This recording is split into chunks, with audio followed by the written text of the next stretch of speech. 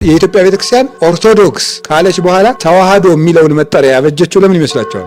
በየዘመናቱ ሐሰት ቢፈጠር፣ ሐሰተኛ መምህር ቢመጣ፣ ሐሰተኛ መጽሐፍ ቢጻፍ፣ ሐሰት የሆነ አምላክ ቢመጣ፣ ጣዖት ቢመጣ፣ በክርስቶስ ስም ሌላ ክርስቶስ ቢመጣ፣ የውሸት ክርስቶስ ሐሰት እውነት መስሎ ቀለም ተቀብቶ ቢመጣ የምንለካው በምንድን ነው? መለኪያው አህዛችን ምንድን ነው ተብለን ብንጠየቅ የዚህ ሁሉ መለኪያ መምህርን ሁሉ አትመኑ፣ መምህሩ ከእግዚአብሔር እንደሆነ መርምሩ።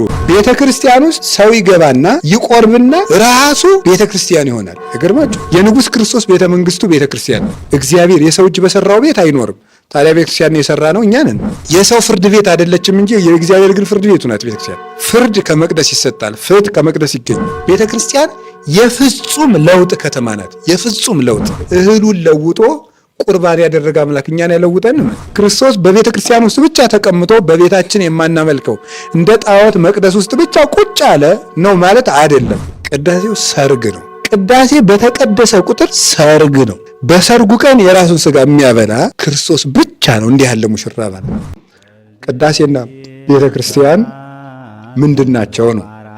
እንግዲህ ቅዳሴና ቤተ ክርስቲያን ቅዳሴው የምንነጻበት፣ የምንቀደስበት፣ ይቅርታ የምናገኝበት፣ ከእግዚአብሔር ጋር የምንገናኝበት ነው። ይህ ሁሉ የሚካሄደው ደግሞ በቤተ ክርስቲያን ነው። በግለሰብ ቤት መሆን አይችልም። ለምሳሌ በጳጳሱ ቤት ቅዳሴ አይቀደስም። እንግዲህ ከጳጳሱ የበለጠ የመጨረሻ የቤተ ክርስቲያን ማዕረግ የለም። ግን የጳጳሱ የቱንም ያህል እንኳን ቅዱስ ቢሆን በጳጳሱ ቤት እንኳ ሊቀደስ አይችልም። በቤተ ክርስቲያን ብቻ ነው የሚቀደሰው። እና ቤተ ክርስቲያንና ቅዳሴን ምንድን ነው የሚያገናኛቸው የሚለውን እናያለን ማለት ነው። የመጀመሪያው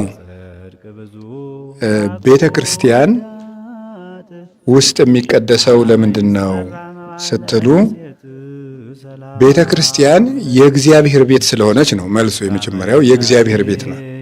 ይሄኛው የእግዚአብሔር ምስጢር ነው። የእግዚአብሔር ምስጢር ደግሞ የሚካሄደው በእግዚአብሔር ቤት ነው። ጳጳሱ የቤተ ክርስቲያን አባት ነው እንጂ ቤቱ ግን ቤተ ክርስቲያን ግን አይደለም። ምናልባት የክርስቲያን ቤት ሊሆን ይችላል። የአንድ ትልቅ አባት ቤት ሊሆን ይችላል። የቤተ ክርስቲያን ትልቅ ማዕረግ ያለው አባት ቤት ነው። ግን ቤተ ክርስቲያን የአምልኮ ቦታ ግን አይደለም። ስለዚህ የሚሆነው ምንድነው? ቤተ ክርስቲያን የእግዚአብሔር ቤት ናት። አንደኛ ጢሞቴዎስ ምዕራፍ 3 ቁጥር 15 ላይ ሲናገር ቅዱስ ጳውሎስ እንደገለጸልን ወእዝዘከ ከመ ታስተራት ቤተ ክርስቲያኑ ለእግዚአብሔር፣ የእግዚአብሔርን ቤተ ክርስቲያን ትሰራና ታከናውን ዘንድ አዝሃለሁ። አምዳ ወድዳ ለጽድቅ ቤቱ ለእግዚአብሔር ሕያው፣ ይቺውም የእውነት መሰረትና ግድግዳ የሕያው እግዚአብሔርም ቤት ናት ይላል። የእውነት መሰረት የሕያው እግዚአብሔር ቤት ናት። የእውነት መሰረት የሕያው እግዚአብሔር ቤት። እውነት ከቤተ ክርስቲያን ነው የተገኘው ማለት ነው። እውነት ከቤተ ክርስቲያን የተገኘው፣ ቤተ ክርስቲያን የእውነት ሚዛንም ጭምር ናት። እውነትንም ትለካዋለች። ሐሰት እውነት መስሎ ቀለም ተቀብቶ ቢመጣ የምትለካው ቤተ ክርስቲያን ናት። በየዘመናቱ ሐሰት ቢፈጠር፣ ሐሰተኛ መምህር ቢመጣ፣ ሐሰተኛ መጽሐፍ ቢጻፍ፣ ሐሰት የሆነ አምላክ ቢመጣ፣ ጣዖት ቢመጣ፣ በክርስቶስ ስም ሌላ ክርስቶስ ቢመጣ፣ የውሸት ክርስቶስ የምንለካው በምንድን ነው? መለኪያው አህዛችን ምንድን ነው ተብለን ብንጠየቅ የዚህ ሁሉ መለኪያው ቤተ ክርስቲያን ናት። እንደ ቤተ ክርስቲያን መምህር ይለካል። እንደ ቤተ ክርስቲያን ትምህርት ይለካል። እንደ ቤተ ክርስቲያን ሐዋርያ ይለካል። እንደ ቤተ ክርስቲያን ማለት ነው። እና ቀላል እንዳይመስላችሁ እውነት እንደ ቤተ ክርስቲያን አሃዊነይትም መንዋ ለኩላ መንፈስ አላ መክርዋ ለመንፈስ ለመእምኀበ እግዚአብሔር ይእቲ ይላል ሐዋርያው ቅዱስ ዮሐንስ በመልእክቱ ሲናገር፣ ወንድሞቻችን መንፈስን ሁሉ አትመኑ፣ መንፈስ ከእግዚአብሔር እንደሆነ መርምሩ እንጂ ይላል። መንፈስ ብሎ መምህር ተብሎ ነው የሚተረጎመው። መምህርን ሁሉ አትመኑ፣ መምህሩ ከእግዚአብሔር እንደሆነ መርምሩ ነው። መምህሩ ከእግዚአብሔር እንደሆነ በምንድን ነው የምንመረምረው? መንፈስን አትመኑ የተባለው መምህር ነው፣ ወይም ትምህርት መንፈስ ይባላል። በነገራችን ላይ ትምህርት መንፈስ ይባላል፣ መምህርም መንፈስ ይባላል። እንዳውዱ ማለት ነው። መንፈስን ሁሉ አትመኑ ሲል መምህራንን ሁሉ አትመኑ ሲል ነው። ታዲያ መምህራንን ሁሉ አትመኑ ሲባል መምህሩ ግን ከእግዚአብሔር እንደሆነ መርምራችሁ መኑ ተብሏል። እግዚአብሔር እየመጣ መምህር ገሌ ትክክል ነው መቼም ሊለን አይችልም። እንዴት ነው የምንለካው? አንድ መምህር የእግዚአብሔር መሆኑ የሚለካው በቤተ ክርስቲያን ነው የሚለካው። በቤተ ክርስቲያን አስተምህሮ ይለካል ማለት። ቤተ ክርስቲያን ባልን ጊዜ ምን ማለታችን ነው? በኋላ እንመጣበታለን። ቤተ ክርስቲያን የእውነት መሰረት ናት ብያቸዋለሁ። የእውነት መሰረትና የእውነት ሚዛን።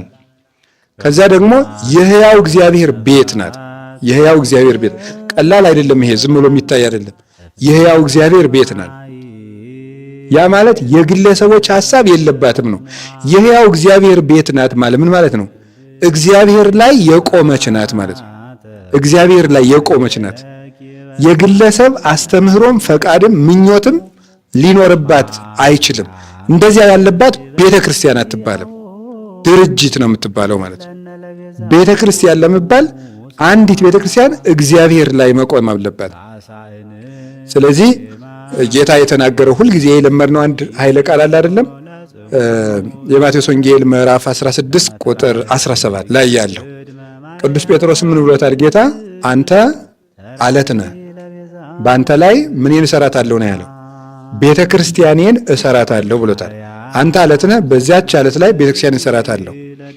ብዙ አባቶቻችን ሊቃውንት እንደሚተረጉሙት አንተ አለት ነህ፣ በዚያ አለት ላይ ቤተ ክርስቲያኔን እሰራታለሁ የሚለው ጴጥሮስ ራሱ የቆመበት አለት ምንድነው ነው? በዚያ አለት ላይ ቤተክርስቲያን እሰራታለሁ ያለው ምንድነው ብላችሁ ታስባላችሁ? ጴጥሮስን አለት አለው። ጴጥሮስ የቆመበት ደግሞ አንድ አለት አለ። ያ አለት ምንድነው? አንተ አለት ነህ፣ በዚያም አለት ላይ ቤተክርስቲያንን መሰረታታለሁ አለው። ያ አለት ማን ነው ይመስላችኋል? ያ ማለት ከዚያ ቀድሞ ጌታችን መድኃኒታችን ኢየሱስ ክርስቶስ እንግዲህ ታሪኩን አልተርከውም። ቅዱሳን ሐዋርያትን ሰው እኔን ማን ይለኛ ብሎ ጠይቋቸው እገሌ ይሉሃል፣ እገሌ ይሉሃል፣ እገሌ ይሉሃል፣ እገሌ ይሉሃል ብለው ነግረውታል። እናንተስ ማን ትሉኛላችሁ ብሎ ሲጠይቃቸው ግን እኔ ምን ብለው ነው የመለሱለት? አንተ የሕያው እግዚአብሔር ልጅ ክርስቶስ ነህ አሉት። አንተ የሕያው እግዚአብሔር ልጅ ክርስቶስ ነህ አለው። ጴጥሮስ አንተ አለት ነህ፣ በዚህ አለት ላይ ቤተክርስቲያንን መሰረታታለሁ አለው። ስለዚህ ያ ጴጥሮስ የቆመበት አለት ማን ነው ማለት ነው? ክርስቶስ ነው ማለት ነው። ክርስቶስ ነው። አሁን ልብ ብላችሁ ስሙ። ለምንድን ነው ጌታ እስከዚያ ሳይል እዚህ አለት ላይ ነው ቤተክርስቲያንን የምመሰርተው ያለው? ለምንድን ነው? ትክክለኛውን የክርስቶስ ማንን እንግዲህ ከዛ በፊት ሌሎቹ ሐዋርያት ኤርምያስ ነህ፣ ዮሐንስ ነህ፣ ሙሴ ነህ፣ ከነቢያት አንዱ ነህ ይሉ ትባላለህ ብለው ብዙ ማንነቶች ጠርተዋል። እነዚህ ላይ ቤተክርስቲያን አልቆመችም። ቤተክርስቲያን ኤርምያስ ላይ፣ ቤተክርስቲያን ዮሐንስ ላይ፣ ቤተክርስቲያን ሙሴ ላይ አይደለም የቆመችው። ቤተክርስቲያን እነዚህ የቆሙበት አለት ላይ ነው የቆመችው። እነዚህ የቆሙበት አለት ማን ነው? ክርስቶስ ነው። እዚህ ለኛው ላይ ነው የምሰራው ያለው ለዚህ ነው። ነቢያትና ሐዋርያት የዚህ ህንፃ ተጋጣሚዎች ናቸው። በዚህ የማዕዘን ድንጋይ ላይ የቆሙ ህንፃዎች ናቸው እነዚህ። ወይም ደግሞ ሌላ ጊዜ እንደያገባባቸው ሲተረጉሙ ሐናጺዎች ናቸው። በነቢያትና በሐዋርያት መሰረት ላይ ታንጻቸዋል አይደለም የሚለው? በነቢያትና በሐዋርያት ኤፌሶን ምዕራፍ 2 ቁጥር 20 ላይ በነቢያትና በሐዋርያት መሰረት ላይ ታንጻቸዋል። የነቢያትና የሐዋርያት መሰረታቸው ማን ነው ስንል የማዕዘኑም ድንጋይ ክርስቶስ ነው ይላል ቅዱስ ጳውሎስ። የማዕዘኑም ድንጋይ ክርስቶስ ነው። ስለዚህ ቤተ ክርስቲያን ማን ላይ ቆማለች ተብለን ብጠይቅ ክርስቶስ ላይ፣ ወይም ቤተ ክርስቲያን የቆመችው የክርስቶስ ማንነት ላይ ነው የቆመችው ማለት ነው። የክርስቶስ ማንነት ላይ የቆመች ነው። እዚያ ላይ ያልቆመች ቤተ ክርስቲያን አትባልም። የግለሰቦች ማንነት ላይ፣ የአንድ ሊቅ ማንነት ላይ፣ የአንድ ጻድቅ ማንነት ላይ አይደለም የቆመችው። ክርስቶስ ላይ የእግዚአብሔር ማንነት ላይ ነው የቆመችው ማለት ነው። እነዚህ ቅዱሳን ሁሉ የህብረቱ አንድነትና አናጺዎች ናቸው። እኛ ደግሞ አንዳንድ ድንጋዮች ነን። እየጠረቡ የሚያስገቡን ደግሞ እነዚህ ቅዱሳን አባቶቻችን ናቸው። አንድ ድንጋይ ነን። ለክርስቶስ ማህበር እድምተኛ እንድንሆን እየጠረቡ ያስገቡናል። እናንተ ብሎ እንደነገረን ቅዱስ ጳውሎስ ነግሮናል። እናንተ የእግዚአብሔር ሕንፃ ናችሁ ብሎ ነግሮናል።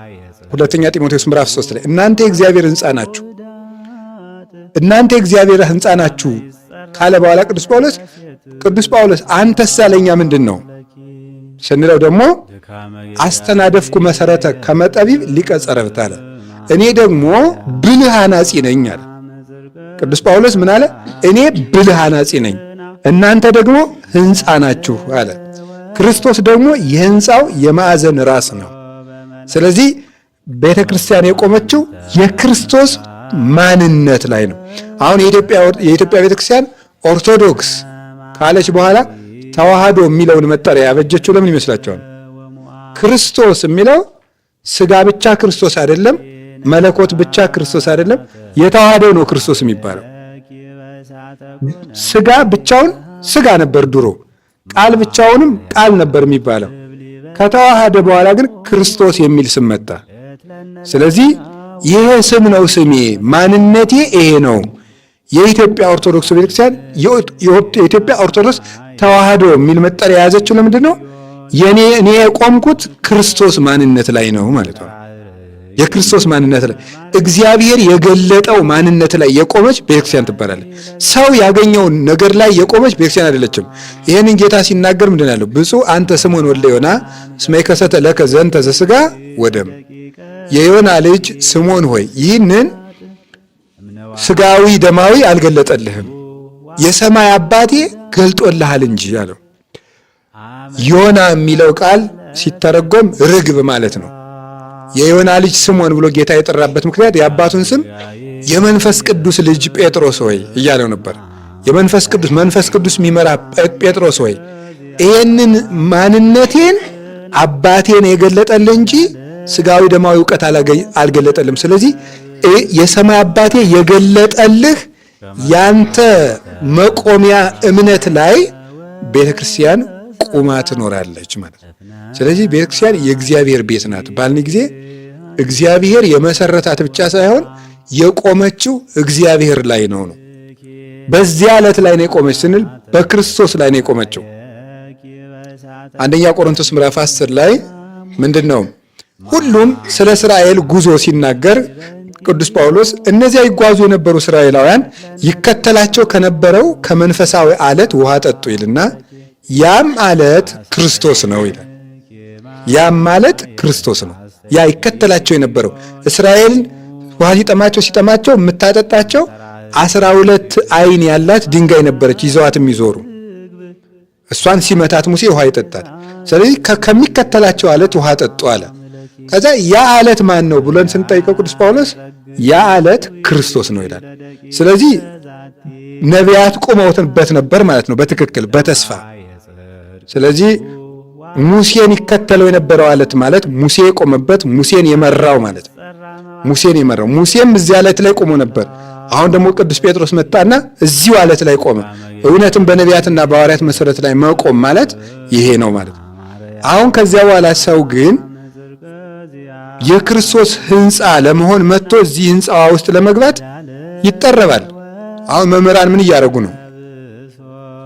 ምን የሚደረገው? አሁን እኔ ሳስተምር ምን እያደረኩ ነው? እየጠረብኩ ነው ማለት ነው። ገብቷችኋል? ምን ማለት እንደሆነ እንጠረባለን። የሚጠርበን ማን ነው? የእግዚአብሔር ቃል። አንዳንድ የሆነ ጉጣጉጥ ነገር ቢኖርብን እሷ ትለቀንና በትክክል እንደው ቦታችን ላይ ሄደን ክርጭም ብለን እንድንገባ ነው። ትክክለኛ ቦታችን ሕንፃ እንዳናበላሽ ማለት ነው።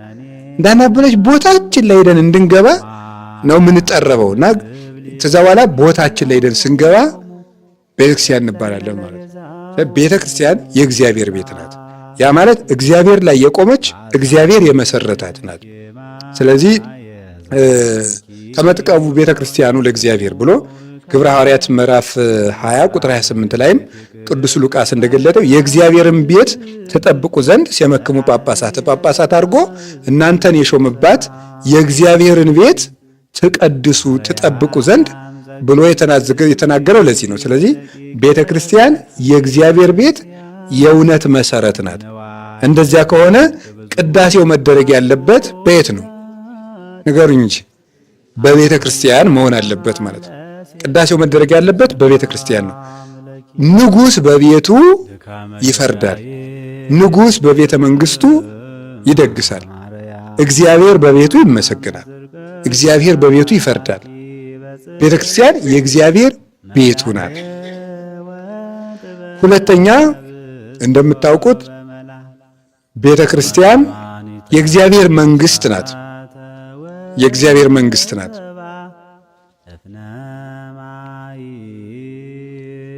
ጌታ ሁለት ቃላትን ተናግሯል። የዮሐንስ ወንጌል ምዕራፍ 18 ላይ ጲላጦስ አንተ የአይሁድ ንጉሥ ነህ ብሎ ሲጠይቀው አንድ ጥያቄ አንድ መልስ መልሶታል። መንግስት የሰ ኢኮነት እምዝንቱ ዓለም፣ የኔ መንግስት ከዚህ ዓለም አይደለችም ብሎ መልሶ ነበር።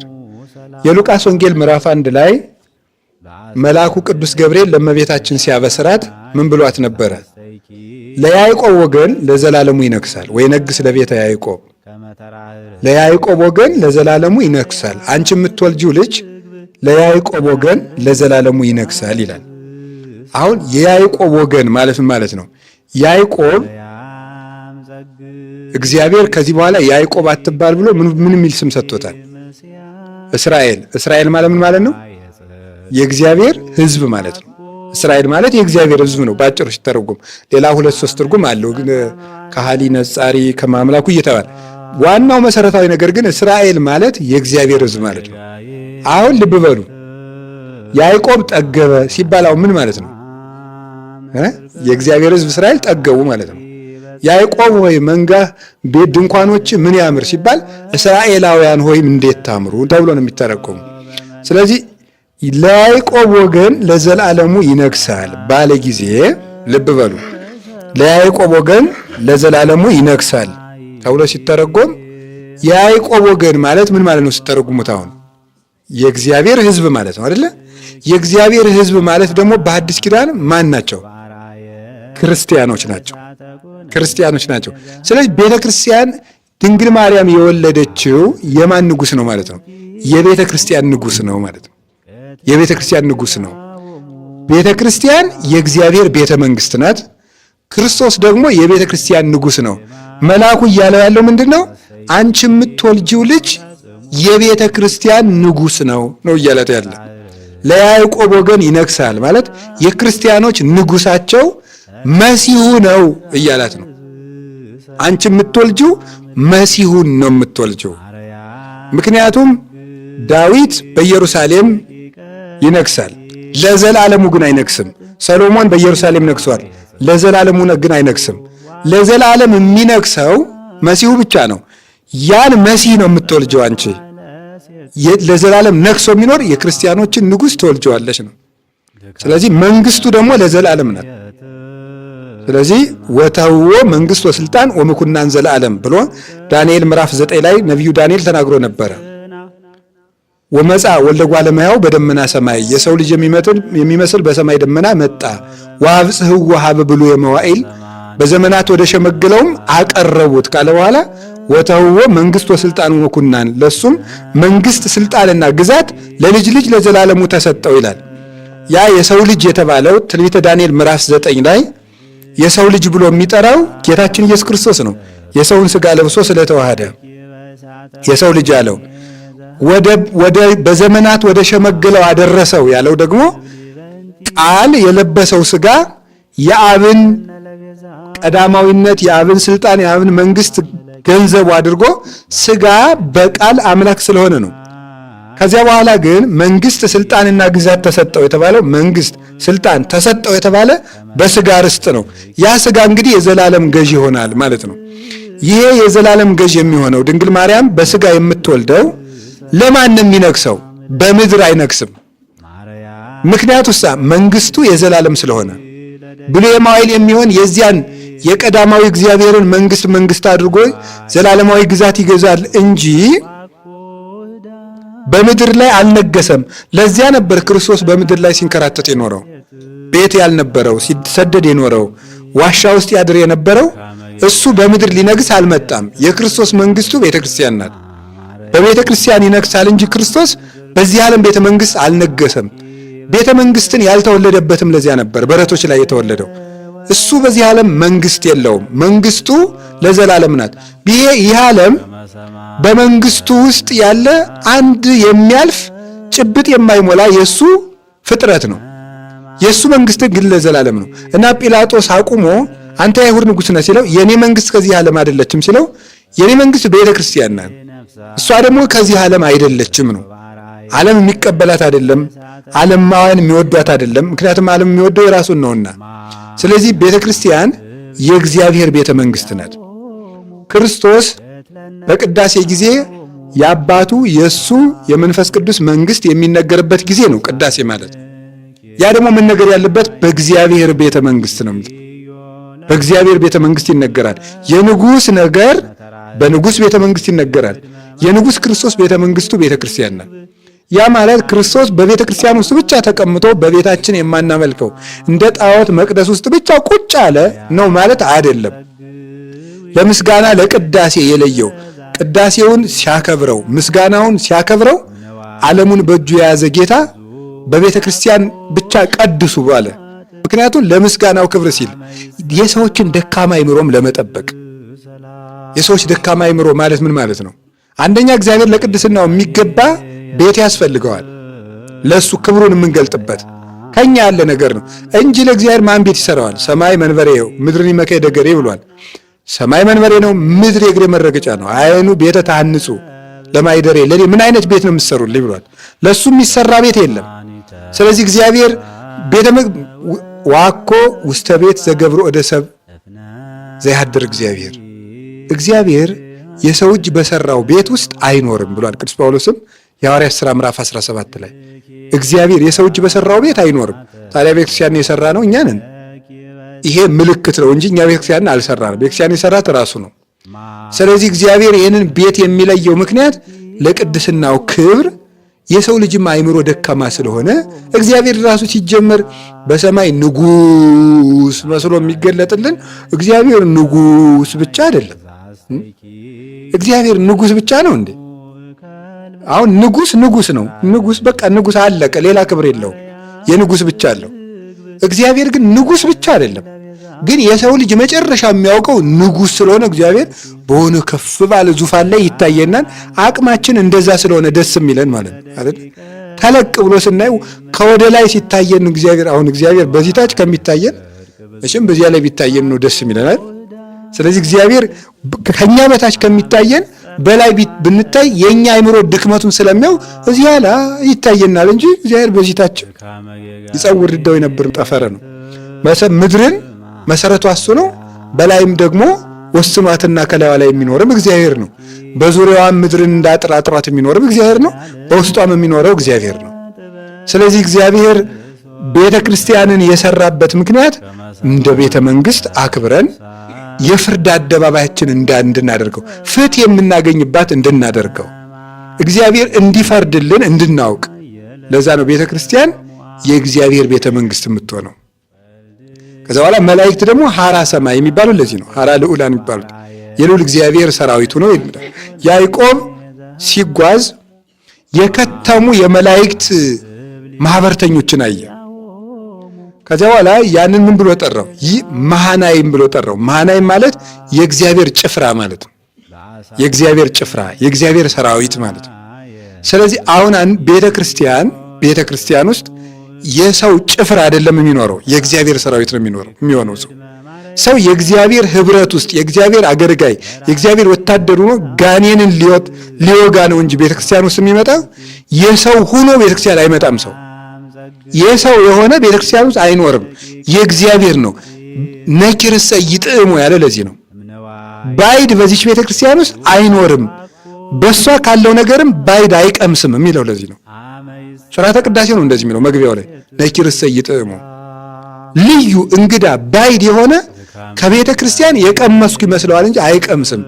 ልቡ ባዳ የሆነ ከቤተ ክርስቲያን የሌለ የእግዚአብሔር ወገን መሆኑን ትቶ የሌላ የሆነ እዚህ ውስጥ ግን በማስመሰል ክርስቲያን መስሎ ቢኖር አይምሮውን ለሰይጣን ሽጦ አይምሮውን ለገንዘብ ክዶ አይምሮውን ደግሞ ለአድርባይነት ሽጦ ወይም ደግሞ ለዘረኝነት ክዶ ወይም ለጎጠኝነት ክዶ የእግዚአብሔር እንደዚህ ቢል ቤተ ክርስቲያን ውስጥ እየኖረ ይመስለዋል እንጂ ቤተ ክርስቲያን ታወጻከ አፋ ሥርዓተ ቅዳሴ የሚለው አውጥታ ትጥልሃለች ይላል። ቤተክርስቲያን አውጥታ ትጥላለች እንጂ አትኖርም ይላል። ቤተክርስቲያን የእግዚአብሔር ቤተ መንግስት ናት። ሰው የእግዚአብሔር ማህበርተኛ፣ የእግዚአብሔር እድምተኛ፣ የእግዚአብሔር ሰራዊት ነው። ኢያሱ እስራኤልን ይዞ ሲሄድ ከአማሌቃውያን ጋር ሊዋጋ ሲል መልአኩ ሰይፍ መዞ ታየው። አንተ ከኛ ወገን ነው ወይስ ከጠላቶቻችን ወገን ነህ አለው መልአኩ። እኔ ከእግዚአብሔር ወገን ነኝ ነው ያለው። ኢያሱ ግን የጠየቀ ምን ብሎ ነው? ከኛ ወገን ነህ ወይስ ከጠላቶቻችን ወገን ነህ ሲለው ምንድን ነው የመለሰ? እኔ ከእግዚአብሔር ወገን ነኝ አለ። ከእግዚአብሔር ጋር ከሆንክ ያንተ ነኝ እያለው ነው። የራስህ ከሆንክ ግን እኔ ያንተ አይደለሁም፣ እኔ የእግዚአብሔር የሆነ ሰው ሁሉ ከእኔ ጋር አንድ ይሆናል ነው ያለው መልአኩ ማለት ነው። ስለዚህ የእግዚአብሔር ቤተ መንግስት ስለሆነች ቤተክርስቲያን ከዚህ የተነሳ የንጉሱ የእግዚአብሔር ምስጋና በሱ ቤተ መንግስት ትቀርባለች። ፍርድ ከቤተ ክርስቲያን ይወጣል። ፍርድ ከቤተ ክርስቲያን ይወጣል። ፍርድ ከቤተ ክርስቲያን ይጀምራል። ለምሳሌ አፍኒንና ፊናስን ቀሰፋቸው አለ እግዚአብሔር። ለምንድነው እንደዚህ ያደረገው? ቤተ ክርስቲያን የእግዚአብሔር ፍርድ ቤት ስለሆነች ነው። የሰው ፍርድ ቤት አይደለችም እንጂ የእግዚአብሔር ግን ፍርድ ቤቱ ናት። ቤተክርስቲያን የምሕረቱም ቤት ናት። በዛው ጃሪ ይፈርድባታል። አፍኒንና ፊናስ የተፈረደባቸው ከኤሎፍላውያን ሳይሆን ከእግዚአብሔር ቤተ መቅደስ ነው የተፈረደባቸው። ፍርድ ከመቅደስ ይሰጣል። ፍትህ ከመቅደስ ይገኛል። ከሱ ነው የሚመጣው። ለቤተክርስቲያን የእግዚአብሔር ቤተ መንግስት ስለሆነች እዚህ ቤተክርስቲያን ውስጥ ቅዳሴ ይደረጋል። ከቃሉ ጋር ናችሁ። የንጉስ ባልደረቦች በሙሉ ንጉሱን በቤተ መንግስት ተፈቅዶላቸው ያመሰግናሉ። እና ቤተ ክርስቲያኑ ስንገባ ወደ እግዚአብሔር ቤተ መንግስት እንደምንገባ እያሰብን መግባት። ቤተ ክርስቲያኑ ልናስቀድስ ስንገባ የቅዳሴ አሁን ሁለተኛው ክፍል ላይ መቅድም ነው። ሁለተኛው መቅድም ላይ ነው ያለነው። አንድ ማወቅ ያለብን ቤተ ክርስቲያን ስንገባ ነው ቅዳሴ የሚጀምረው። ቤተ ክርስቲያን ስንገባ ወዴት እየገባን እንደሆነ ማሰብ ነው። ወዴት እየገባን እንደሆነ ወደ እግዚአብሔር ቤት ነው የምንገባው። ኧረ ደስ ይላል እኮ እውነቴን። ወደ እግዚአብሔር ቤት፣ ወደ እግዚአብሔር ቤት ይወላችሁ፣ ወደ እግዚአብሔር ቤት። የሰው ቤት ይሞላል አይደል? አይሞላም? ይሞላል። አይሞላም? ይሞላል። የእግዚአብሔር ቤት ግን በሞላው ኃይል። የሰው ቤት ይመርጣል፣ የእግዚአብሔር ቤት ግን ዝም ብሎ ይቀበላል። ጊዜ ያለው ግን ሁሉንም ይቀበልበት። አሁን ሁላችን እየተቀበለን ነው። እንግዲህ እንደ ኖህ መርከብ ማለት ነው። ቤተክርስቲያን የኖህ መርከብ ናት ተደለ። የኖህ መርከብ አይጥም ይዛለች፣ ትልም ይዛለች፣ ጓጉንቸርም ይዛለች፣ ድመትም ይዛለች። ዞሮ ዞሮ የሌለ የለም። ዝንብም አለ፣ ንብም አለ፣ ብርም እባብም ነበር። ቤተክርስቲያን ውስጥም እንደዚሁ ተሰብስበን እንመጣለን። ቅዱስ ዮሐንስ አፈወርቅ ግን ከዚህ የሚሻል አይምሮን የሚጠግን ነገር ይናገራል። የኖህ መርከብ ውስጥ እባብ ሆኖ ገብቶ ተመልሶ ሲወጣ ምንድን ነው? እባብ ነው። ዝንጀሮ ሆኖ ገብቶ ምንድን ነው? ዝንጀሮ ነው። ቤተ ክርስቲያን ውስጥ ግን ሰው እባብ ሆኖ ገብቶ ርግብ ሆኖ ይወጣል ይላል። ቤተ ክርስቲያን ሁሉም አይነት ሰው ይገባል ብቻ ሳይሆን ሰው ማንነቱን ይዞ መጥቶ የሰማይ ማንነት ይዞ ይወጣል። እንደሱ ነው። ቀማኛው መጽዋቱን ይወጣል። አመንዝራው ድንግል ሆኖ ይወጣል። ቤተክርስቲያን ውስጥ ከገባ ይቀደሳል፣ ይነጻል፣ ይባረካል፣ ይከብራል። አፈር ይገባል፣ እምነት ይሆናል። ውሃ ይገባል፣ ጸበል ይሆናል። ስንዴ ይገባል፣ ተቀድሶበት የአምላክ ሥጋ ይሆናል። ወይን ይገባል፣ ተቀድሶበት የአምላክ ደም ይሆናል። እነዚህ ሁሉ መለወጣቸው እኛም እንደምንለወጥ ነው የሚያሳየን። እኛም ተለውጠን የምንወጣበት ቤተክርስቲያን አላያችሁም እንዴ? እናቶች እኮ በመገበሪያ ቋጥረው ያመጡት ስንዴ ነው። እሱ ልሞ ተቀድሶ ከብሮ በእግዚአብሔር ስልጣን ወደ ክርስቶስ ሥጋና ደም ተቀብሎ ተለውጦ ምናምን ነው። አዲያ እግዚአብሔር እህሉን ለውጦ ቁርባን ያደረገ አምላክ እኛን ያለውጠንም እንዴ? ይለውጣል። ይሄ ቤተክርስቲያን የፍጹም ለውጥ ከተማ ናት። የፍጹም ለውጥ ልለወጥ ያለ ሰው ቤተክርስቲያን ይለወጣል። እውነት ለመናገር በጎ ፈቃድ ያለው ሰው ሁሉ ይለወጣል፣ በእግዚአብሔር ቸርነት ማለት ነው። ያልተለወጠ የለም እዚህ ቤተክርስቲያን ውስጥ። ቤተክርስቲያን ስንገባ አሁን አንድ ሰው እንዲሁ ትልቅ ሰው እንኳን እንደው ቤቱ ሲጠራን እንዴት ደስ ይላል። እግዚአብሔር ቤቱ የእግዚአብሔር ቤት ማለት እግዚአብሔር ቤተክርስቲያን ውስጥ ንገሩኝ እንጂ አለ ማለት ነው። እግዚአብሔር ቤተክርስቲያን ውስጥ አለ። እስቲ እንደው አሁን በሞቴ እንደው ቤተክርስቲያን ስትሄዱ እግዚአብሔርን ላገኝ እየሄድኩ ነው ብሎ ተሰምቶት የሚያውቅ ሰው ላገኝ ማለት እሱማ ታዲያ ምን ላደርግ ነው እንደምትሉኝ እርግጠኛ ነኝ። አሁን እኔ ጥያቄው ግን እግዚአብሔር በትክክል አለ ብላችሁ ይሄም ተሰምቷችሁ ያውቃል? ስሜቱ እግዚአብሔር አለ ቆይ መቅደስ አሁን እግዚአብሔር አለ ብላችሁ እንትና አለ ገሌ ደህና ዋላችሁ አለ እንደሚባል ማለት ነው። እግዚአብሔር መኖሩ አሁን ይሰማችኋል? እስቲ እንደው መድኃኒዓለም እንደዚያ እንዲሰማን ያርገን በእውነቱ ማለት ነው። እግዚአብሔር አሁን መቅደስ ውስጥ አለ፣ እግዚአብሔር ቤተክርስቲያን ውስጥ አለ ብለን ልናገኘው ደስ እያለን ማለት ነው። አለ አሁን እግዚአብሔር ከዛ ስንወጣ እግዚአብሔርን አግኝቼዋለሁ ብለን እንደው ዲያብሎስ እኮ ይችን ነው የሚቀማን። አፈር ይብላና አፈርስ አይበላም መቼም እሱ ምኑን ይበላዋል? እኛን ነው የሚያበላን እንጂ። እውነቴን ነው። አሁን ይሄ ቢሰማን እኮ ምንም ነገር እንኳን አንጨናነቅም፣ ጥያቄያችን ሁሉ ይመለሳል። እግዚአብሔር የእግዚአብሔር ቤት ነው ማለት ቤቱ ሰው ይኖራል። እግዚአብሔር ቤቱ አለ፣ ቤተክርስቲያን ውስጥ አለ እግዚአብሔር። በዓለሙ ሙሉ ቢሆንም በፍጹም ደስታ እንኳንስ በቤተ ክርስቲያን ልብ በሉ በደሙ በቀደሳት ቤተ ክርስቲያን ሰሎሞን የሆነ ቤተ ክርስቲያን በወርቅ በእንቁ ሰርቶ ሲጨርስ እግዚአብሔር ምንድን ነው ያለው? በዚህ መቅደስ ላይ ዓይንና ጆሮዬ ያርፋሉ ነው ያለው። ደስ ሲል እኮ በዚህ መቅደስ ላይ ዓይንና ጆሮዬ ያርፋሉ፣ ጆሮዎችም ወደዚህ ይሰማሉ። ስለዚህ የእግዚአብሔር ዓይን በሰሎሞን ወደ ሰራው መቅደስ ከሆነ በሰሎሞን መቅደስ ላይ የሚቆም ሰው ሁሉ ወደ ላይ ቀና ሲል ከማን ዓይን ጋር ነው የሚታየው? ከእግዚአብሔር ዓይን ጋር ያያል።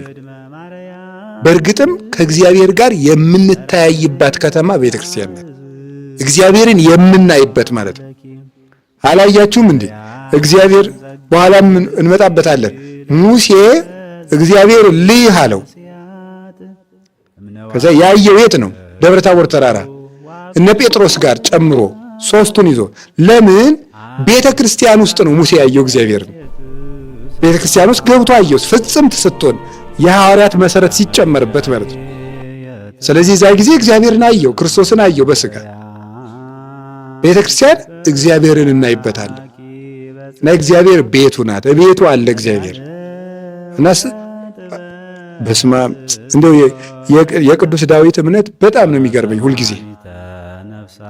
ምክንያቱም ወደ እግዚአብሔር ቤት እንሂድ ባሉኝ ጊዜ ምን አለኝ ነው የሚለው እሱ። ወደ እግዚአብሔር ቤት እንሂድ ባሉኝ ጊዜ ደስ አለኝ የሚለው እግዚአብሔር እዚያ እንደሚያገኘው እርግጠኛ ሆኖ ነው። እኔ መቼም ሲደርሽ ልምጣ እያልኩ ነው የምሄድ። ቤተክርስቲያን ልሂድ እስኪ። አይገርማችሁ? በጣም ነው እኮ የሚያሳዝነው። ግዴታ ሆኖብን ነው። የማንኮነን ብንሆን ቤተክርስቲያን አንሄድም፣ እርግጠኛ ነኝ። አሁን ትሄዳላችሁ? የማትኮነኑ ቢሆን እግዚአብሔር ተኙ ልጆች ተኙ፣ በቃ እኔ ምንም አልነካችሁም ቢለን አሁን ቤተክርስቲያን እንሄዳለን? ስለዚህ ቤተክርስቲያንን ዕዳ እንዳይሆንብን ብለን ሳይሆን ክርስቶስ ርቦን ብለን ለመሄድ ያብቃን። መድኃኒዓለም እግዚአብሔርን እንድልናገኘው ፈልገ ነው። እዚያ ውስጥ አለ የኔ አባቴ እግዚአብሔር የፈጠረኝ ባሪያው በጥምቀት የወለደኝ ከቤተ ክርስቲያን ማህበር የጨመረኝ ባሪያ ልሆን የማልገባውን ልጁ ያደረገኝ የሰማይ አባቴ እዚህ አለ ብሎ ደስ ብሎን ስንሄድ እግዚአብሔር እዚህ አለ። ይሄ በስምዖን ፈሪሳዊ ቤት ዘማዊቷ ሴት መታ ያንኳኳችበት ያቺ ቤተክርስቲያን ናት። ያቺ ሴት ስትመጣ ክርስቶስ ተሰብስቦ የቆየባት ቤተክርስቲያን ናት። ቅዱስ ኤፍሬም ይናገራል። ክርስቶስ ምግብ ናፍቆት ይመስላል እዚያ የተቀመጠ ይላል። ምግብ ፈልጎ ድግስ ሊበላ አይደለም። የዚያችን ሴት ነፍስ ጥበቃ ነበር እዚያ ሰው ቤት የገባው ይላል። እየተመጻደቅ እንኳን እዚያ የተቀመጠ ቤተክርስቲያን ይውላችሁ የሚመጻደቁ ሰዎችም ያሉባት፣ ሰዎች ደግሞ የሚድኑባት ምናት። አንዱ ቤት ቁጭ ብሎ ይመጻደቃል። ደግሞ ያ ቁጭ ብሎ እንዴት ሴትዮ እንደዚህ ታደርጋለች ምናምን ይላል። ቁጭ ብሎ ተጎልቶ ቤተክርስቲያን ውስጥ የሚመጻደቅ አለ፣ ቁጭ ብሎ እንትን የሚል አለ። ዝም ብሎ ደግሞ በቃ እንደው መጥቶ ዘፍም ይላል። እንደዚያ ሴት ሊድን በቃ እንደው ነውሩን ሁሉ አምጥቶ ለክርስቶስ ጌታዬ ተረከበኝ የሚልም አለ። ቤተክርስቲያን ያች ናት። በቃ ክርስቶስ ታው ይችን ሰው አትረብሻት፣ ይችን ሰው አትረብሻት ብዙ አፍቀረተኒ እኔን በወደደች መጠን ነውሯ ለኔ አያጸይፈኝም እንኳን መጣች እንጂ ያለ አሁን ለዚህ ነው እኮ እግዚአብሔር ቤተክርስቲያን የሚመጣ ሰው እይበል ፈላሲ ዘገባ ይፈልጠኒኑ እግዚአብሔር እምዝቡ እግዚአብሔር ከወገኖቹ እንደው የኃጢአት ስደተኛ ሆኖ የመጣ ሰው እግዚአብሔር ተጸይፎ እንደው ከቤተክርስቲያን ይለየኝ ይሆን ያስወጣኝ ይሆን አይበል። ምክንያቱም ያቺ ሰው ከነነውሯ ስትመጣ ክርስቶስ ተቀብሏታል። ቤተክርስቲያን እግዚአብሔር ልጆቹን ሁሉ የሚሰበስብበት ቤቱና መርከቡ ናት። የረፍትም ቦታው ናት። አሁን ቤተክርስቲያን የኖህ መርከብ ናት። የክርስቶስ መርከቡ ደግሞ ቤተክርስቲያን ናት። ኖህ ማለት የስሙ ትርጓሜ ምንድን ነው? እረፍት ማለት ነው። ስለዚህ ክርስቶስ ሸክማችሁ የደከመባችሁ ወደ እኔ ኑ፣ ደካሞች ወደ እኔ ኑ እኔ ያሳርፋችሁ አላለም? የማቴዎስ ወንጌል ምዕራፍ 11 ቁጥር 25-28 ሸክም የከበዳችሁ ኑ እኔ ያሳርፋችኋለሁ። ታዲያ ኖህ ለልጆቹ ለሚስቱ ለልጆቹ ሚስቶችና ለእንስሳቱ ለአራዊቱ መርከብ ውስጥ ነው እረፍት የሰጠ። ክርስቶስ ለደከሙ ሁሉ ቤተክርስቲያን ውስጥ እረፍት ይሰጣቸዋል። ለደከሙ ሁሉ ክርስቶስ ቤተክርስቲያን እረፍት ይሰጣል። የእረፍት ቦታ ቤተክርስቲያን ነው። ለዚያ እኮ ነው ብዙም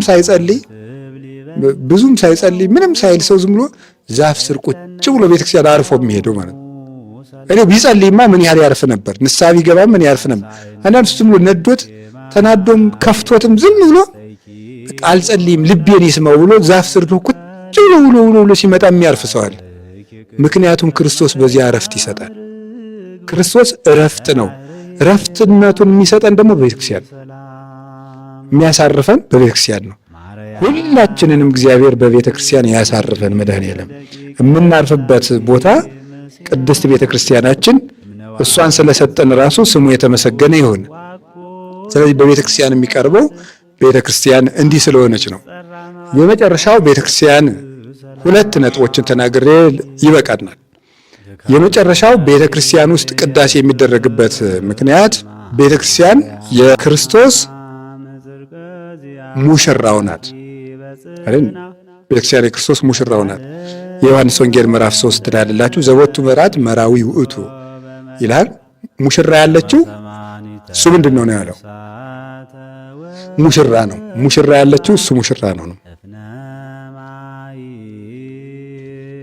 አሁን ተደጋጋሚ እዚሁ ጉባኤ ላይም ሳስተምረው ታስታውሳላችሁ።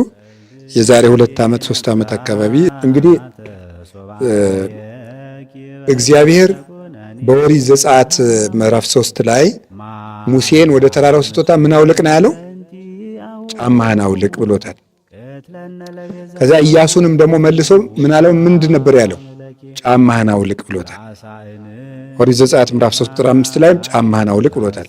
እዛም አውልቅ እዚህም አውልቅ ይላል እና ከዛ እግዚአብሔር ለሙሴ የጋብቻ ሕግ ሲሰራ አንድ ሰው ሚስት አግብቶ ሳይወልድ ቢሞት ወንድሙ የሞተውን ወንድሙን ሚስት አግብቶ ለወንድሙ ልጅ ይወልድለታል።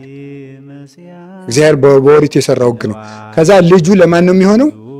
ለሞተው ሰውዬ ነው የሚሆነው። ሳይወልድ ከሞተ ነው።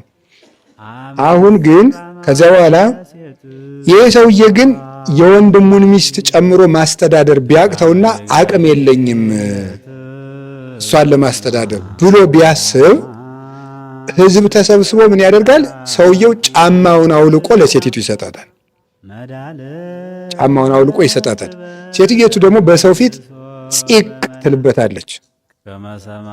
ያው ምን ማለት ነው? ልፍስፍስ አቅመቢስ እንደማለት ነው። ደካማ ምናምን አይነት እያለችው የተጠቃህ ማለት ነው ነገሩ። ጥቁ መምራት ማትችል እዚህ የወንድምህን ገመና ማትሸፍን አይነት ነገር ብላ እንደዛ ትልበታለች። ይሁን ብሎ ሰውየው ቤቱን ይሄዳል። ጉዳዩ ምንድን ነው? ጫማ ማውለቅ በእስራኤል ባህል ሙሽራ የመሆን አቅም ነው። ገባችሁ? የማስተዳደር አቅም። አሁን ጫማውን አውልቆ የሚሰጣት እኔ ሙሽራ የመሆን ምን የለኝም ማለት ነው፣ አቅም የለኝም ማለት ነው። አቅም የለኝም ማለት ነው። ይሄንን ያዙና እንግዲህ ሙሴ ሆይ ጫማህን አውልቅ ማለት ምን ማለት ነው? ሙሽራ ወንድ ሙሽራ ለሴት ሙሽራ ምኗ ነው? ምኗ ነው ይመስላችኋል? ባለቤቷ ነው። ባለቤቷ ነው ማለት ምን ማለት ነው? አሁን እኔ የዚህ ጭራ ባለቤት እኔ ነኝ። ምን ማለት ነው? አዝበታለሁ ማለት ነው። አዝበታለሁ ጭራ አሁን እኔ ያባ ነኝ ቢል የሚያዝብኝ እሱ ነው። ከዚህ ውጭ እንዳትነኩኝ አይነት ነገር ነው እያለ ያለው ማለት ነው። ስለዚህ አዝበታለሁ በጭራዬ ማለት ነው። አሁን አንድ ሰው ባለቤቴ ነው ብላ አንዲት ሴት ስታስታውቅ የሚያዝብኝ እሱ ነው፣ እኔ ራሴ የኔ አይደለሁም ማለቷ ነው። የባለቤቴ ነኝ እያለች ነው። አሁን እግዚአብሔር ሙሴን ጫማህን አውልቅ ማለው፣ ሙሴ የዚህ ሕዝብ ባለቤት አንተ አይደለህም። ይህን ሕዝብ እኮ እኔ ነኝ እኮ ደመና ዋጋ አውርጄ እማበላው። ይህን ሕዝብ እኮ እኔ ነኝ ከአለት ውሃ አፍልቄ እማጠጣው። ይህን ሕዝብ እኮ እኔ ነኝ ከባርነት ያወጣሁት። እኔ እኮ ነኝ ያወጣው አትበል። የዚህ ሕዝብ ሙሽራ ማን ነው? እግዚአብሔር ነው። የዚህ ሕዝብ ሙሽራ ባለቤቱ እግዚአብሔር ነው ማለቱ ነው። አሁን አዲስ ኪዳን ላይ ትመጡና ዮሐንስ መጥምቅ የጌታን ጫማውን ልፈታ የማይገባኝ ይላል። ምን ማለት ይመስላችኋል? እስቲ ተርጉሙት። እንግዲህ አሁን እናንተም ሊቆናችሁ ማለት ነው። ምን ማለት ነው? ተርጉሙት። የቤተ ክርስቲያን ሙሽራ መሆን የማልችል ማለቱ ነው። ምክንያቱም የቤተ ክርስቲያን ሙሽራ ማን ነው ማለት ነው? ክርስቶስ። ከዛ ምን አለ?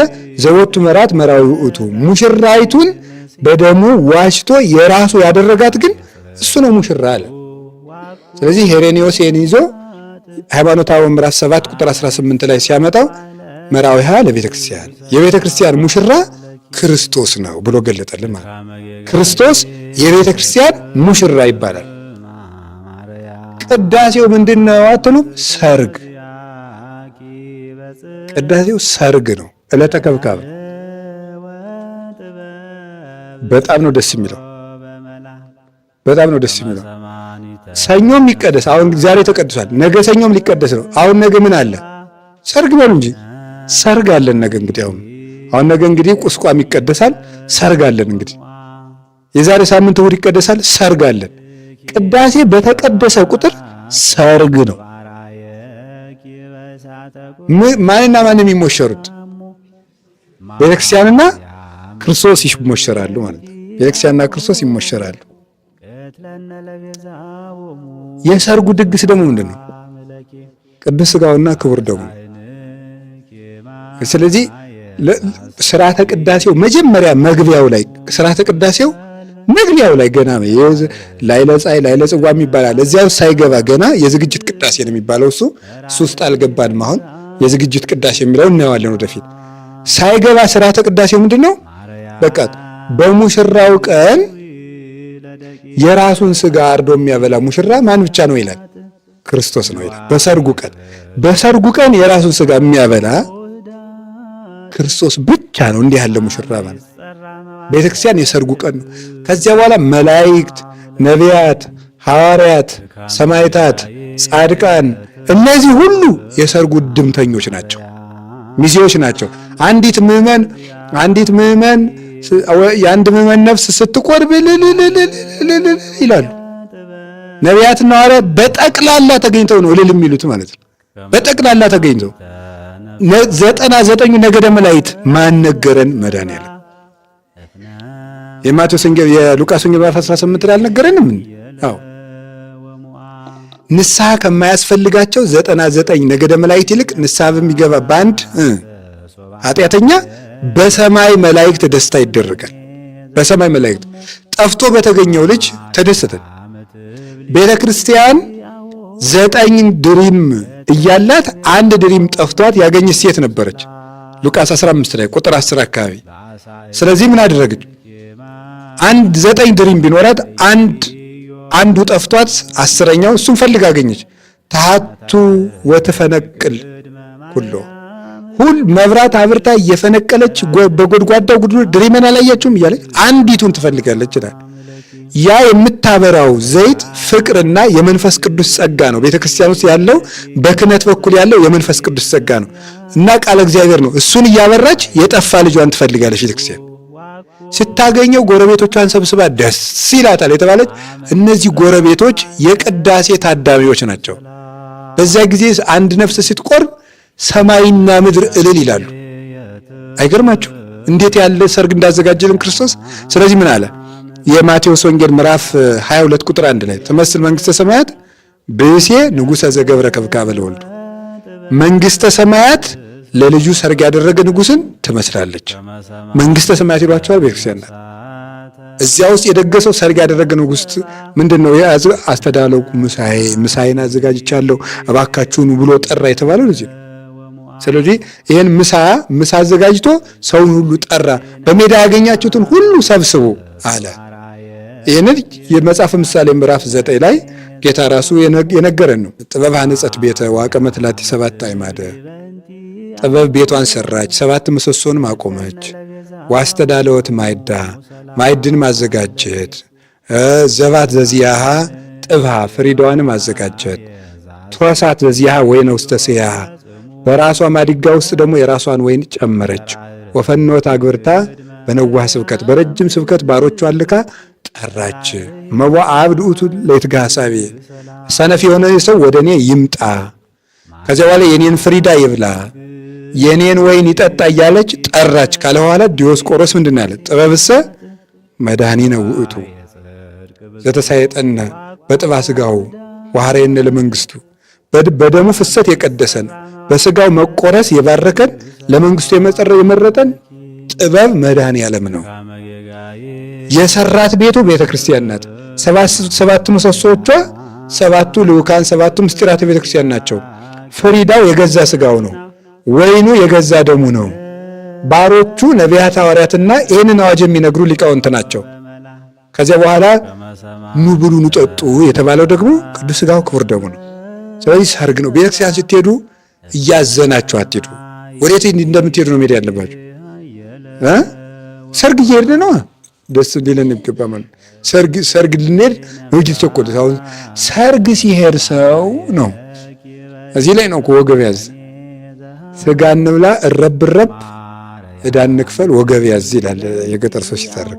ስጋ አለ የቅርጫ ስጋ ይበላና አምጥቶ አያገኔ አቤት ስንት መደብ ስጋ ትያለህ? የኔን 2 አድርገው ብሎ ይበላና ባለ እንግዲህ ያችን ነገር አምጣት ሲባል ወገብ ያዝ። ሰርጉ ሲኬድ ምን ይደረጋል ነው? ንጹህ ልብስ ይለበሳል። አይደለም እንዴ? ንጹህ ልብስ ይለበሳል፣ ይኳኳላል። ሰው ምን ያረጋል? ሽቱ ይረፈርፋል። ምን ይላል? በቃ ሰው የሆነውን ሁሉ ሆኖ እንኳን ዛሬማ የሆነውን ሁሉ ሳይሆን አይሆኑትን ሆኖ ነው ሰው የሚሄደው። ሰው አይሆኑትን ሁሉ ሆኖ የሚሄደው አሁን እንኳን የሆነውን ነገር ማለት ነው እንዲያው ምን የሚሄደው። ስለዚህ ቤተ ክርስቲያን ስንሄድ ደግሞ ምን ያደርጋል? ንጹህ ልብ፣ ንጹህ ሰውነት ያስፈልገናል። ከዚያ በኋላ ግን ልምነግራችሁ ነገር ለዚህ ምን ሰርቷል? ለዚህ ራሱ የሰራት ማን እንደሆነ ታውቃላችሁ? ማን ነው? ቤተ ክርስቲያንን ነው። የምታነጻንም ደግሞ ማን ናት? ንገሩኝ እንጂ እሷው ራሷ ናት የምታነጻ። እሷው ራሷ ነው እኮ የምታነጻ። ሰምታችሁ አይደለም? ቄሱ መጀመሪያ ቅዳሴ ከመግባቱ በፊት ቤተልሔም ሄደው ራሳቸውን በውሃ ያነጻሉ። እግራቸው ስርዓት አለው። ህዝቡሳ እንደዚያ የሚያደርግበት ቦታ አለው የለውም? ምን ያደርገዋል? በጸሎተ ንስሐ ያጥበዋል። ዲያቆኑና ንፍቁ ቄስ ወደ ቤተልሔም ከመሄዳቸው በፊት እነሱ እየሄዱ ጸሎተ ንስሐ ማን ይደግማል? መጀመሪያ ገባሬ ሰናይ ቄሱ ይደግማል። ያ ህዝቡን ቅዳሴው ላይ ለማዘጋጀት ነው፣ ለሰርጉ ማለት ነው። የዝግጅት ቅዳሴ የሚለውን ትምህርት ደግሞ እንዳያልቅብኝ እዚህ አምጥቼ እንጂ ፍትሐት ዘወልድ ጸሎተ ንስሐ ይህ ሁሉ ለሰርጉ ምን ማድረግ ነው?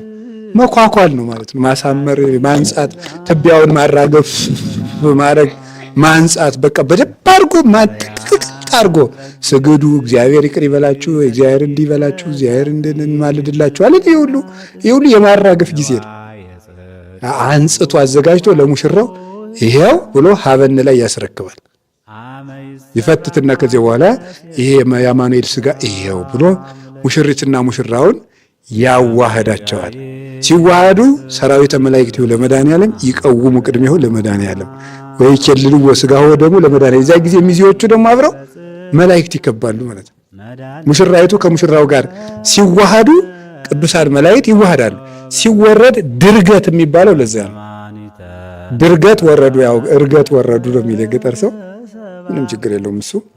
እርገት ብሎ መውረድ የለም መውጣት ነው እንጂ እርገት ወደ ላይ ነው።